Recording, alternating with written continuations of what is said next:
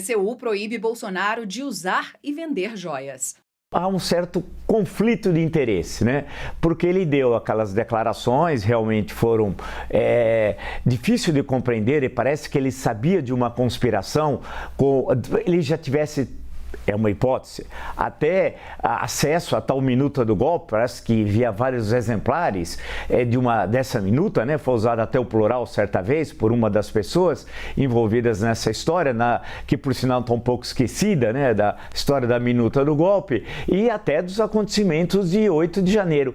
Como isso, pelo tom, que ele disse que foi um aviso despretensioso, mas o tom era outro, pelo que nós vimos. Seria até melhor para ele, eu acho, como ministro do Tribunal de Contas da União, é bom lembrar que o TCU não é tribunal, chama-se tribunal, mas não é tribunal e não faz parte do Poder Judiciário. É uma coisa bem brasileira, igual a jabuticaba.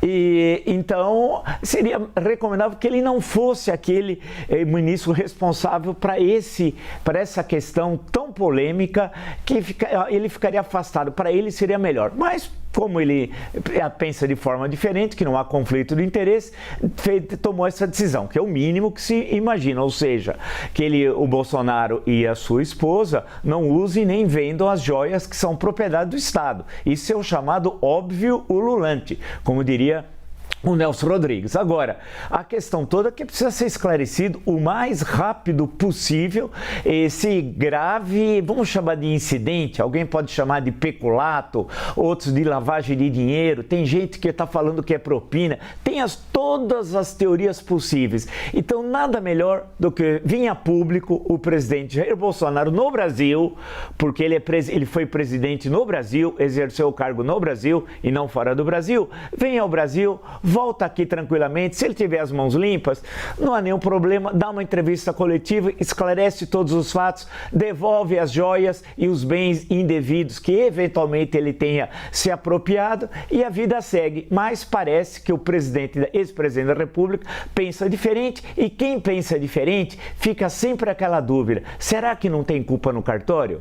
Celso Amorim quer normalizar a relação com Venezuela. É bom lembrar que o ex-ministro das Relações Exteriores, Celso Amorim, eu acho que ele foi o ministro mais longevo das Relações Exteriores, porque ele foi ministro dos governos Lula I, Lula II e do governo Itamar Franco, vamos lembrar, das Relações Exteriores, né? Acho que ele superou em extensão o período do Barão do Rio Branco. Bem, ele tem larga experiência internacional, de conhecimento de todos, e a impressão é que dá que o Brasil quer voltar a ser hoje um participante das grandes questões diplomáticas mundiais, né? Vide o caso recente da sugestão de uma negociação de paz mais direta entre Rússia e Ucrânia, né? E que foi objeto, inclusive, de conversa aqui entre nós, e agora do Brasil ser um líder no hemisfério sul, né? Em especial aqui na América do Sul, de ter um papel diplomático mais incisivo, que no último quadrênio presidencial não ocorreu. Pelo contrário, o Brasil era um país absolutamente isolado internacionalmente, e o então ministro das Relações Exteriores da maior parte do governo, o senhor Ernesto Araújo, dizia que era legal o Brasil ser um estado pária, ou seja, traduzindo para quem nos acompanha, aquele estado que ninguém quer saber de ter boas relações, que é distância. Isso é um verdadeiro absurdo, tendo em vista a importância que o Brasil tem no hemisfério sul, a importância econômica que o Brasil tem. A Venezuela deve para o Brasil, vai lembrar, $1 bilhão, cerca de 800 milhões de dólares, salvo engano, só para o BNDES, né? Tem de pagar, evidentemente, essa dívida. Durante um período, na época do governo Chaves, foi um importante parceiro econômico do Brasil. Nós tínhamos um superávit muito alto. O Brasil exportava cerca de 5 bilhões de dólares e importava 1 bilhão da Venezuela. Portanto, o superávit comercial era muito alto, anual, né? Agora, a questão que se coloca é preciso encontrar uma saída para a crise venezuelana. Ir visitar Nicolás Maduro, creio eu, não significa apoiar a ditadura Maduro, mas é buscar uma solução política para a eleição, como você já destacou, do ano que vem, que tem de ser uma eleição transparente, uma eleição livre. E para isso é condição indispensável observadores estrangeiros, né? E uma legislação que a oposição venezuelana, dos diferentes matizes, da direita à esquerda, que está em oposição à ditadura Maduro, tenha participação na construção dessa legislação. O Brasil pode ser um intermediário. Vamos lembrar que a Venezuela tem uma fronteira com o Brasil, né? Aquela fronteira é uma fronteira problemática. Vamos lembrar que as terras Yanomami, ela se estende no Brasil e também no território venezuelano. A Venezuela tem problemas territoriais com a Guiana, reivindica 2/3 do território, né? Que é uma questão bastante polêmica. Então, o que o Brasil está querendo ter, eu acho que a missão era meia, entre aspas, sigilosa de Celso Amorim, é buscar um canal de contato direto com o presidente venezuelano, Nicolás Maduro, que ninguém imaginaria que ficaria tanto tempo no poder após suceder Chávez, a história é surpreendente, e buscar alguma solução negociada democrática, ou seja, em síntese, que a eleição do ano que vem seja transparente, seja democrática, e o povo venezuelano livremente possa escolher os seus parlamentares e o seu presidente da República. O Brasil pode fazer essa ponte, melhor dizendo. Nesse sentido, eu acho que é louvável a visita do ministro Celso Amorim. Anderson Torres deve depor novamente. Com relação ao ministro Alexandre de Moraes, tudo indica, pelo que sabemos até agora, que essas investigações estão sendo muito bem realizadas, com muito cuidado, com muito critério, como ele bem disse, com a individualização de cada um que efetivamente participou e que tipo de participação teve nos atos terroristas, de vandalismo e de golpismo no dia 8 de janeiro. E é um trabalho realmente não é fácil, porque foram centenas de pessoas, né? Portanto, é necessário fazer um trabalho com muito critério que, volto a dizer, tudo indica que está sendo muito bem feito pelo ministro Alexandre de Moraes. Por outro lado, em relação à Câmara Distrital e o depoimento do senhor Anderson Torres, claro, ir algemado para um depoimento é convenhamos, um verdadeiro absurdo, né? Isso aí não cabe, né? Para ninguém, né? Quando você vai depor no órgão legislativo, você não tem nem algemado. Isso não existe num país democrático como o nosso, num Estado democrático de direito. Agora, ele vai prestar seus esclarecimentos à Câmara Distrital, o que eu acho que muitas vezes é uma sobreposição, né? Tem a Câmara Distrital que está fazendo a sua CPI dos acontecimentos de 8 de janeiro. É bom lembrar que a Câmara Distrital corresponde nos estados às Assembleias Legislativas, né? Aí depois tem essa discussão se vai ter uma CPI no Senado sobre esses acontecimentos, se vai ter uma CPMI, uma comissão parlamentar mista, aí seria Câmara e Senado, ou se não teria essas duas últimas comissões e ficaria somente investigação a cargo da Polícia Federal, do Supremo Tribunal Federal, com a participação do Ministério da Justiça, etc, etc. A grande questão, em síntese, é que é necessário o mais rápido possível, dentro do devido processo legal, com as investigações sendo devidamente realizadas com a expertise da Polícia Federal, os esclarecimentos, nós sabemos quem são os participantes. São esses aí que estão presos, centenas, né? Partes já foram liberados. Sabemos o que eles fizeram. Tem inúmeras imagens. Também quanto a isso não há aparentemente qualquer dúvida. A grande questão é saber, com detalhes, se sabe só de alguns, financiadores. E mais do que isso, dos mandantes. A pergunta que fica é: quais foram os mandantes da tentativa de golpe fracassado do dia 8 de janeiro? Essa me parece a questão central. Articulação entre Planalto e Congresso. Outro dia, conversando com o auxiliar do Dr. Ulisses Guimarães, presidente da Assembleia Nacional Constituinte, nós estamos discutindo a questão do mandato do presidente Sarney. Houve uma grande disputa na Constituinte, porque o mandato original, pelo pacote de abril de 1977, era de 6 anos. Mas a Aliança Democrática, quando foi formada, com Tancredo Neves e José Sarney, era que o mandato fosse de 4 anos. Porém, Tancredo Neves, como todos sabem, ficou doente na véspera, foi internado na véspera da posse, no dia 14 de março de 1985, depois de 7 operações, a 21 de abril, em São Paulo, acabou falecendo. Aí ficou a discussão na Assembleia Constituinte sobre a questão do mandato. Se ia cumprir os 4 anos, tinha os 6 do pacote de abril e tinha uma proposta intermediária de 5 anos. Aí o Sarney acabou aceitando, em certo momento, uma proposta de 5 anos com parlamentarismo, porque a Constituição, se você lê, parte dela é parlamentarista e parte é presidencialista, da forma como ela foi votada.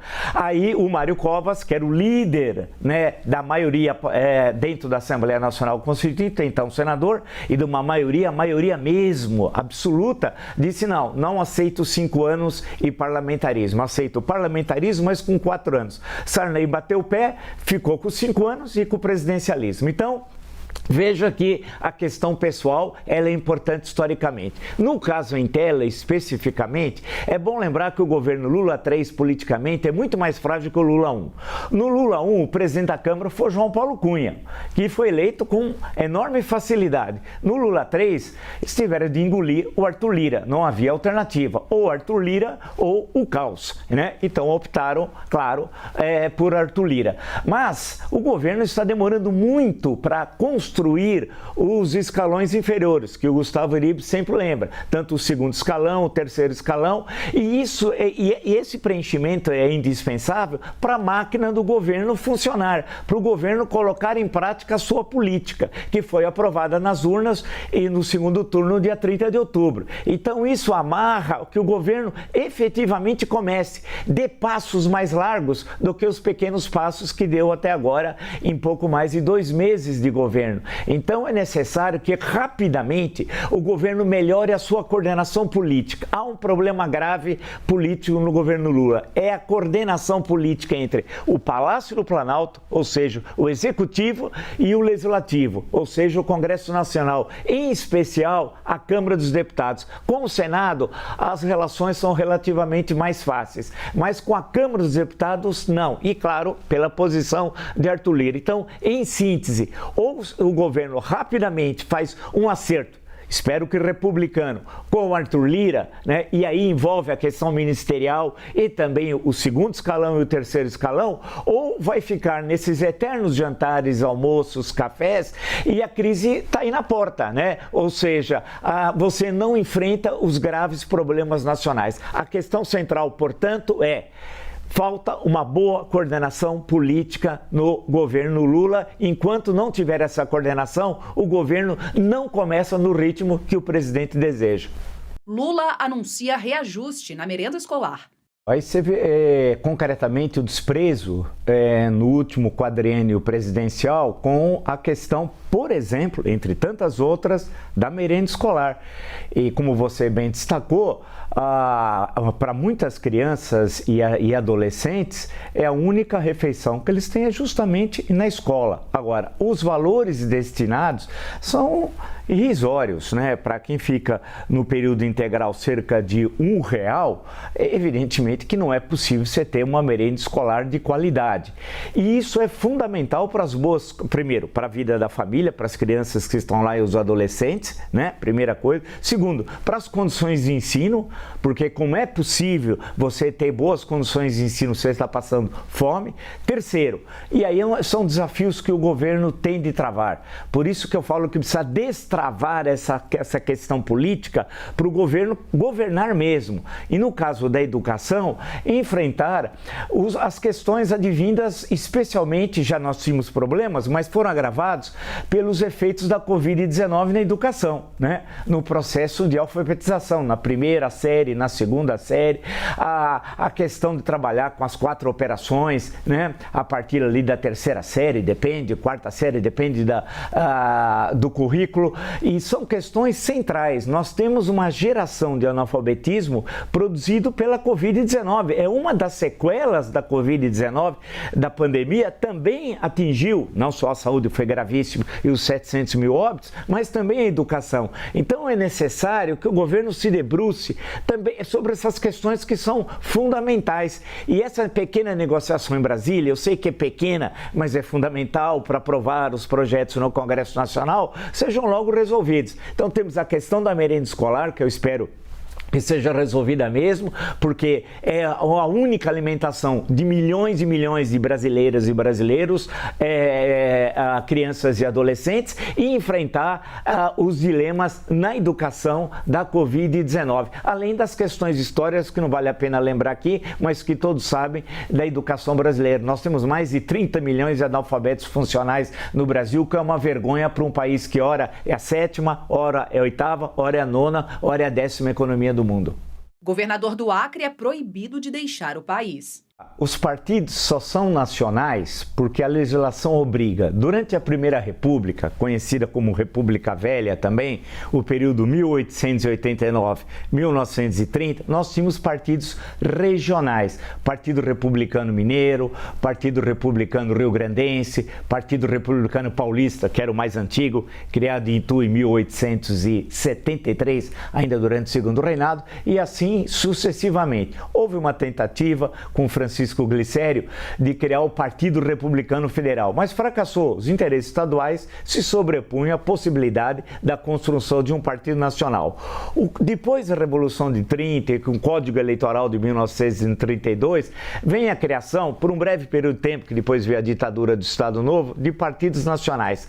Aí, na República. E a partir de 45, aí sim, que vem os partidos nacionais, né?